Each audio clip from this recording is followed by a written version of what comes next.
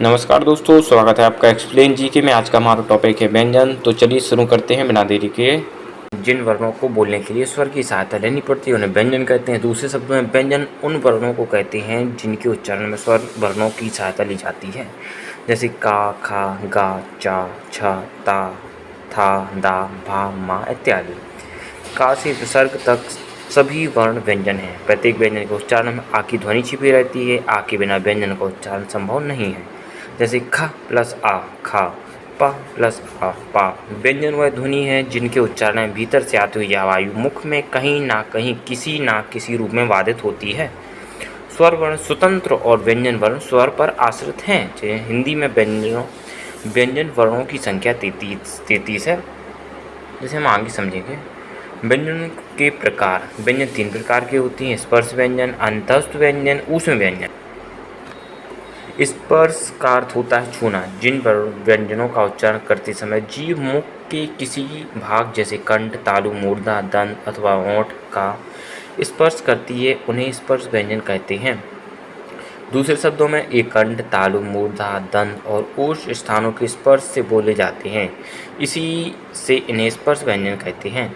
इन्हें हम वर्गीय व्यंजन भी कहते हैं क्योंकि उच्चारण स्थान की अलग अलग एकता के लिए हुए वर्गों में विभक्त हैं। ये 25 होते हैं। मध्य स्पर्श व्यंजनों की संख्या 25 है, जिन्हें हम 5 वर्गों में बांटा गया है। तो एक एक कर समझ लेते हैं। जैसे कवर, का, खा, गा, घा, डा एक कंठ का स्पर्श करते हैं।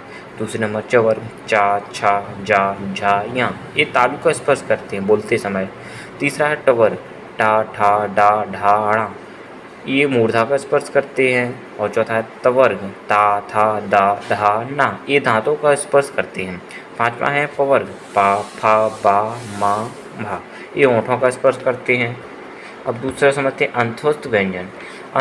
अंत का अर्थ होता है भीतर। उच्चारण के समय जो व्यंजन मुख के भीतर ही रहे उन्हें अंतस्थ व्यंजन कहते हैं। अंतः मध्य बीच स्थित इन व्यंजनों का उच्चारण, मतलब अंत मतलब होता है बीच और स्थित मतलब स्थित। इन व्यंजनों का उच्चारण स्वर तथा व्यंजन के मध्य का सा होता है। उच्चारण के समय जिह्वा मुख के किसी भाग को स्पर्श नहीं करती। ये व्यंजन 4 होते हैं: या, रा, ला, वा। इनका उच्चारण जीभ, तालु, दांत और ओठों के परस्पर सटाने से होता है, किंतु कहीं भी पूर्ण स्पर्श नहीं होता। अतः ये चारों अंतस्थ व्यंजन अर्ध स्वर कहलाते हैं। तीसरा समझते हैं ऊष्म व्यंजन।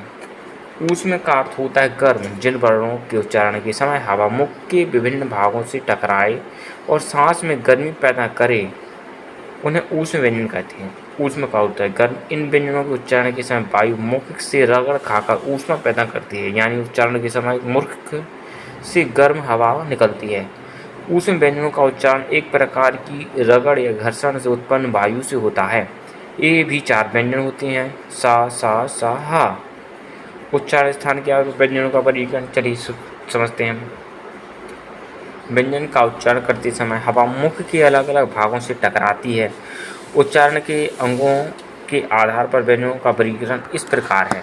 कंठ जैसे गले से निकलते हैं तो का, खा, गा, घा, डा। कठोर तालु से है मतलब तालब्य है: चा, छा, जा, झा, या, सा। मूर्धा मतलब कठोर तालु से अगले भाग से, ठीक है, टा, ठा, डा, ढा, णा, ढा, ढा, सा। और दांतों से ता, था, दा, धा, ना। और दांतों की मूल से सा, जा, रा, ला। छठवां समझते हैं दोनों ओठों से पा, फा, बा, भा, मा। निचले ओठों या ऊपरी दांतों से वा और फा। और स्वतंत्र से हा। जानते हैं प्राण वायु की मात्रा के आधार पर वर्णभेद।